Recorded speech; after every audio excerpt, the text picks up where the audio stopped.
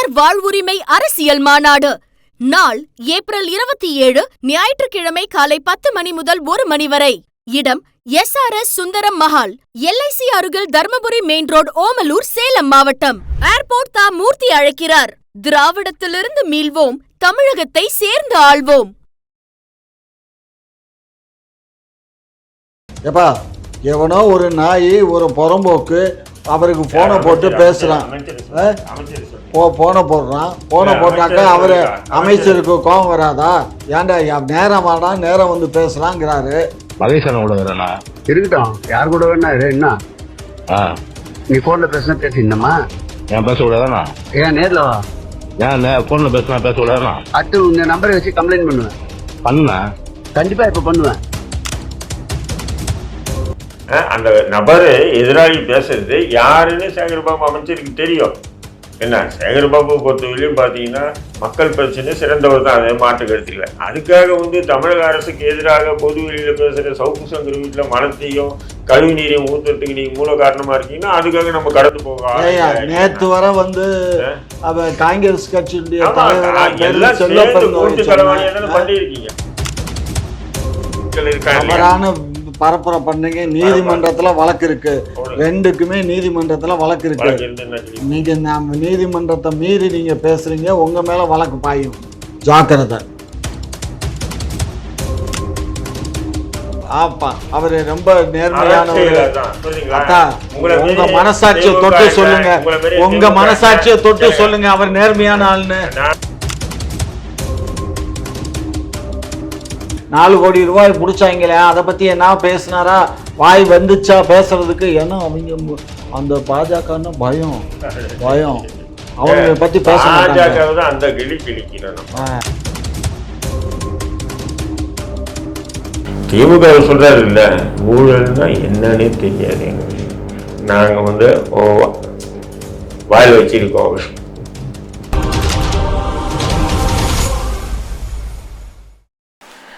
சேகர் பாபு அவர்கள் பேசிய ஆடியோ வந்து வெளியாகி பெரிய சர்ச்சை ஏற்பட்டிருக்கு. அதில் நிறைய தகாத வார்த்தையெல்லாம் பயன்படுத்திருக்காரு. அதெல்லாம் நீ என்கிட்ட கேட்காது, அவர்கிட்ட கேட்கல. ஏன்னா அவர் தான் அது பதில் சொல்லுவார். ஏன்னா அவங்க மணவாடுன்னா தெரியல. இல்லைங்க, சென்னையில் இருந்துட்டு மணவாடுன்னு தெரியாது. அவங்க ஆளுங்க, அதுதான் மணவாடுமா. தெலுங்குல பேர் வந்து மணவாடு, அப்படிதானே? நீங்க எதை வேணாலும் சொல்லுங்க. கேள்வி அவர்கிட்ட எழுப்புங்க. நீங்க அந்த கேள்வியை வந்து அவர்கிட்ட எழுப்புங்க. அவர் என்ன பதில் சொல்றாரு வச்சு நான் பதில் சொல்ல முடியும். நான் வந்து பேசணும்னா நான் சேகர்பாபு எதிராக தான் பேசுவேன். இவர் சொல்லுவார் பொய் பேசுறாரு, இவர் யாரையா இது பண்றாரு, அப்படி பண்றாரு, இப்படி பண்றாரு. அவரே கிட்டே கேளுங்க. குற்றவாளிகிட்டே வந்து விசாரிச்சீங்கன்னா தான் சில பல ரகசியங்கள் வெளியே வரும். யாரு குற்றவாளி? உங்களை பேச்சிலேயே குற்றவாளிங்கிறீங்க. என்ன இல்ல, சேகர்பாபு தான் சொல்றீங்க. சேகர்பாபு குற்றவாளியா? என்ன குற்றவாளி சொல்லுங்க, சொல்லுங்க. அவர் என்ன கேள்வி கேட்டு மறுபடியும் கேள்ப்பா. சேகர் பாபு ஆடியோ இப்போ 5 நாளைக்கு முன்னாடி வெளியே வந்துச்சு. ரொம்ப சர்ச்சையாச்சு அந்த ஆடியோவும். அதில் வந்து தகாத வார்த்தையில் பேசியிருக்காரு. பணம் கொடுத்தல் வாங்கலாம் அதில் பேசுகிற மாதிரி ஆடியோ வெளியே வந்திருக்கு. ஏப்பா, எவனோ ஒரு நாய், ஒரு புறம்போக்கு அவருக்கு போனை போட்டு பேசுறான். போனை போடுறான். போனை போட்டாக்கா அவரு அமைச்சருக்கு கோபம் வராதா? ஏன்டா நேரமாடா, நேரம் வந்து பேசலாங்கிறாரு. ஏன் ஃபோனில் பேச மாட்டீங்களான்னு எழுத்து பேசுகிறான். அப்புறம் எழுத்து பேசிட்டு என்ன சொல்கிறான்? அவங்க இவங்கன்றான். அப்போ உங்களை தெரியாதுங்கிறான். அவன் பேச்சிலே பாருங்க, அந்த பேசுகிற பேச்சிலேயே வந்து ஏற்கனவே இவரை தெரியாதுங்கிற மாதிரி தான் பேசுகிறான். அப்புறம் என்னத்துக்கு கோத்தா இந்த மாதிரி பண்ணுறான்? ஆடியோ போடு. அவர் வந்து இன்னார் தான் பேசுகிறாருன்னு தெரியும், தெரிஞ்சுட்டு தான் ஃபோன் எடுக்கிறேன். இப்போ நான் இருக்கேன், சேகர்பாபு நம்பர் இருந்தால் கொடுங்கண்ணா, நான் போடுறேன், எடுக்கிறாரா பார்க்கலாம். எடுத்தாருன்னா யார் ஃபோனும் எடுக்கக்கூடிய நபர் அப்படின்னு சொல்லலாம். யார் ஃபோனும் எடுக்கிறது இல்லை. அவரு பெரும்பாலும் எடுக்க மாட்டாரு. எந்த ஃபோனும் எடுக்க மாட்டாரு. ஃபோனு அப்படியே எடுத்தாலும் அவங்க பிஏ தான் எடுப்பாங்க. அப்போ அப்படி இருக்கும்போது ஒருத்தன் ஃபோன் போடுறான் போது இவரே அட்டன் பண்ணுறாரு. பண்ணும்போது இப்போ பிஏ அட்டன் பண்ணி சார் அப்படி அப்போ ஃபோனை பார்த்தோன்னே கொடு அப்படின்னு வாங்கி பேசுறாரு. வா நேரில்ன்றார். நேரில் எப்படி நீங்கள் கூப்பிடுங்க? யாரோ ஒருத்தன் ஃபோன் பண்ணுறான், என்ன விஷயத்துக்காக ஃபோன் பண்ணுறான்னு கூட உங்களுக்கு தெரிஞ்சிருக்குன்னு சொன்னார். புரியுதுங்களா உங்களுக்கு? அப்போ என்னையா இது சோத்துல மறைக்கிற கதையா மறைக்கிறாங்க பார்த்தீங்களா? அந்த நபரு எதிராளி பேசுறது யாருன்னு சேகர்பாபு அமைச்சருக்கு தெரியும். என்ன சேகர்பாபு பொறுத்தவரையிலையும் பார்த்தீங்கன்னா மக்கள் பிரச்சனை சிறந்தவர் தான், அதே மாட்டு கருத்துல. அதுக்காக வந்து தமிழக அரசுக்கு எதிராக பொது வெளியில பேசுற சவுக்கு சங்கர் வீட்டில் மனத்தையும் கழிவு நீரையும் ஊத்துறதுக்கு நீங்க மூல காரணமா இருக்கீங்கன்னா அதுக்காக நம்ம கடந்து போக. நேத்து வர வந்து காங்கிரஸ் கட்சியுடைய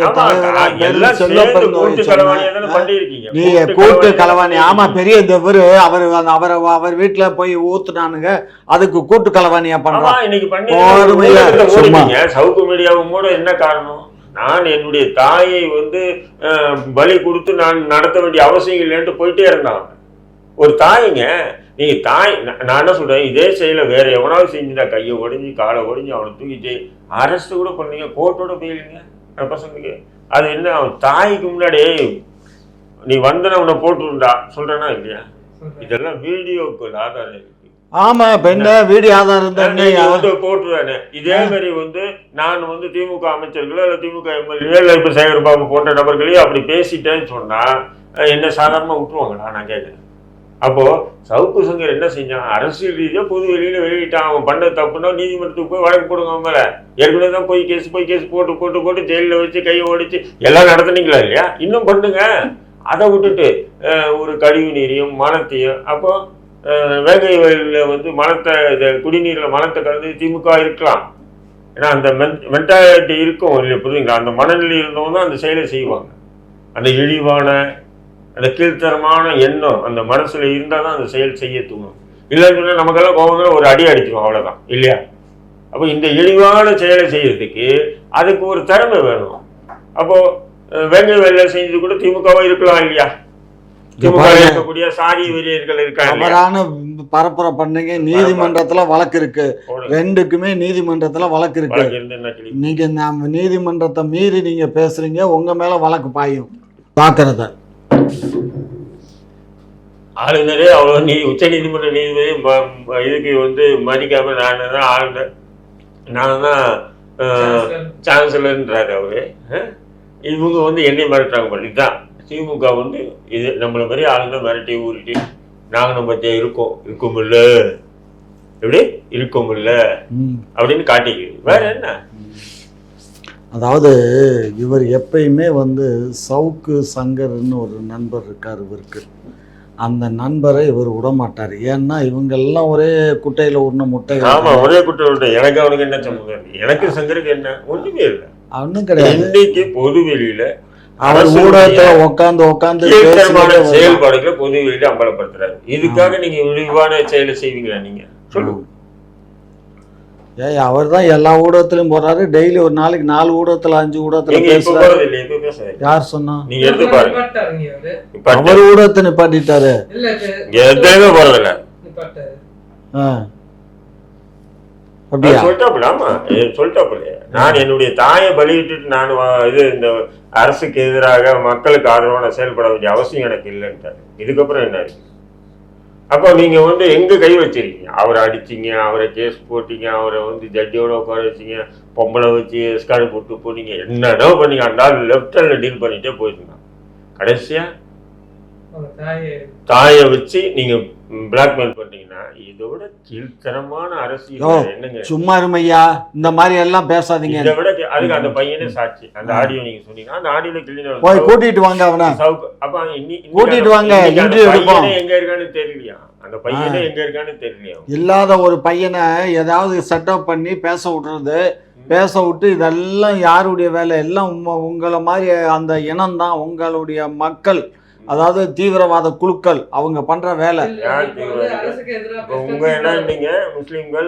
முஸ்லீம் இல்ல, நான் முஸ்லீம் எதுக்கு இருக்கிறீங்க? இல்ல இல்ல இல்ல இல்ல, சாட்டை துரைமுருகன் நம்ம சவுக்கு சங்கருடைய இனம், அதை சொல்றேன். நீங்க என்னத்துக்கு அங்க போறீங்க? நான் இங்க பாரு, உங்க என்னை குறிப்பிட்டு தீவிரவாதிகள் சொல்றாரு. இப்ப கேட்டா சவுக்கு சங்கர். ஆமா, சவுக்கு சங்கருடைய இனம் தான் நீங்க, அந்த இனமும் நீங்களும் ஒண்ணுதான். எப்படி அந்த அந்த நீங்க 2 பேரும் தானே எல்லாமே கூட்டு கலவணியில பேசுனீங்க. எத்தனை நீங்களும் அவரும் பேசுன வீடியோக்கள் இதெல்லாம் எடுத்து பாருங்க. எல்லாம் தீவிரவாதமா தான் பேசியிருப்பீங்க. அரசுக்கு எதிராக பேசணும் பூரா தீவிரவாதம் தான். இல்ல நான் என்ன குண்டு இல்ல நாங்க கொலை பண்ணுமா? குண்டு வச்சு கொலை வச்சு கொண்டு பண்ண வேண்டியது அரசுக்கு எதிராக பேசுறது இல்ல. எதுவுமே முதல்வர் வீட்டுல வச்சுட்டு வந்தோமா?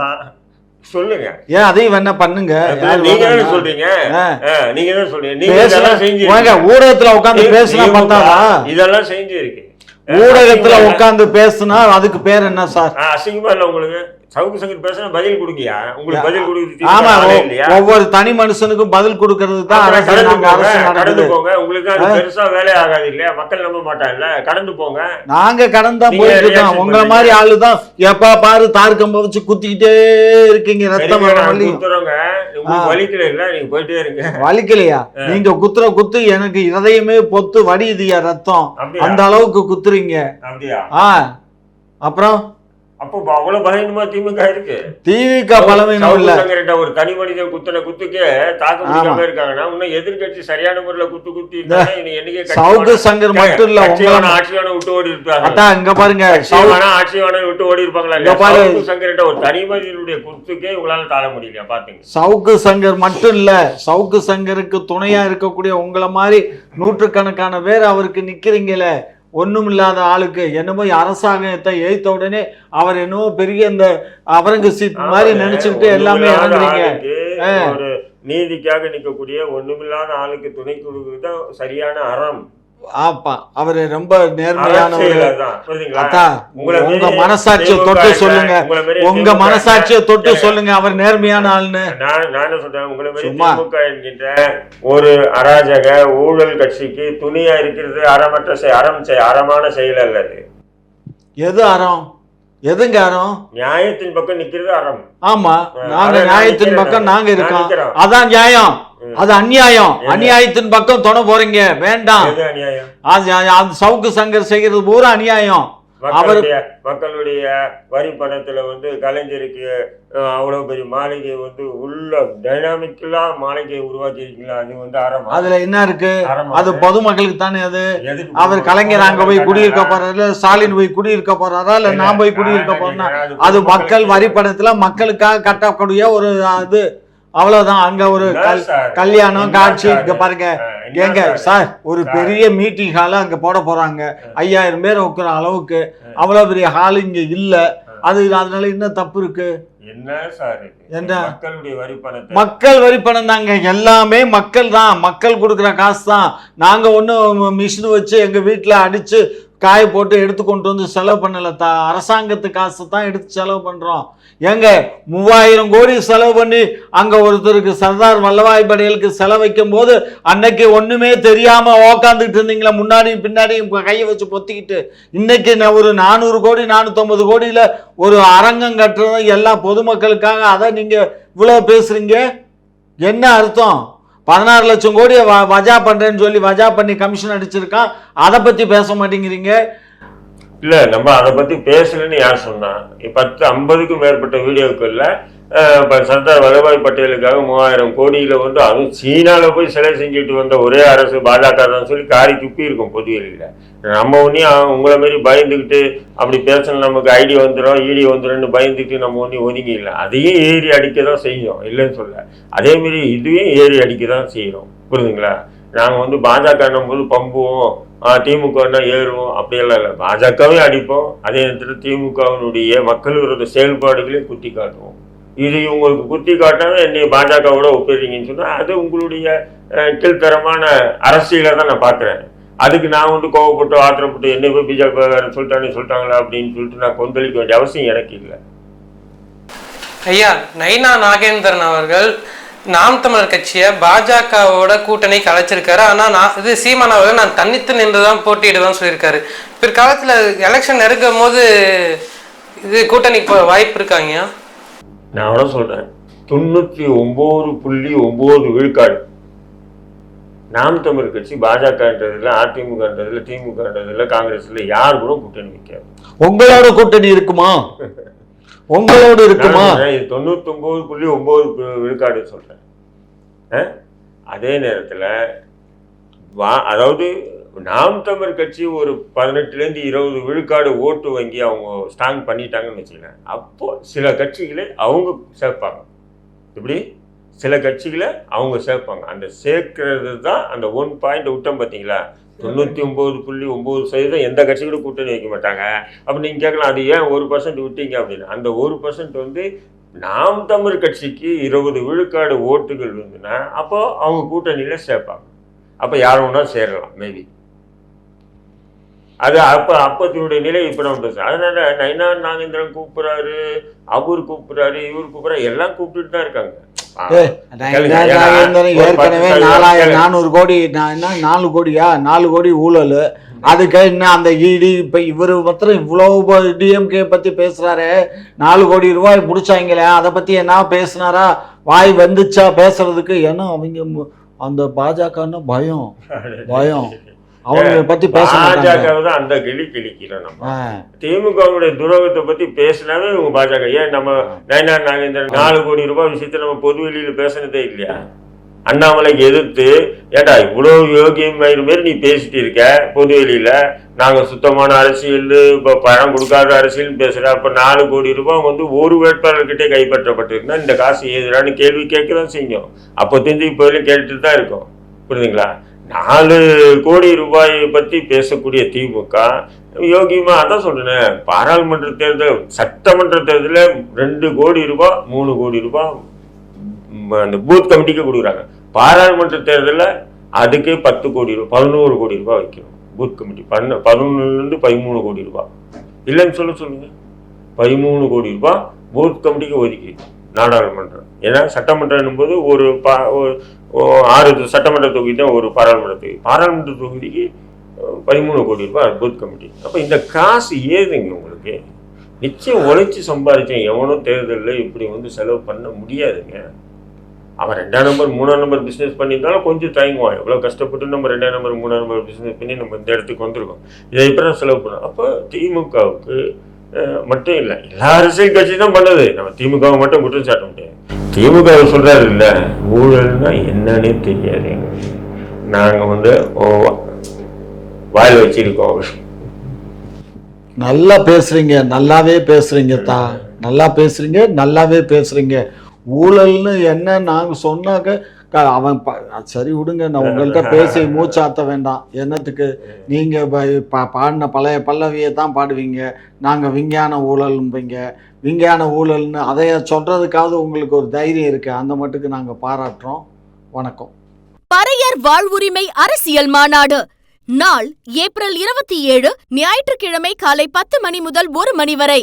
இடம் SRS சுந்தரம் மஹால், LIC அருகில் தர்மபுரி மெயின் ரோடு, ஓமலூர், சேலம் மாவட்டம். ஏர்போர்ட் தா மூர்த்தி அழைக்கிறார். திராவிடத்திலிருந்து மீள்வோம், தமிழகத்தை சேர்ந்து ஆள்வோம்.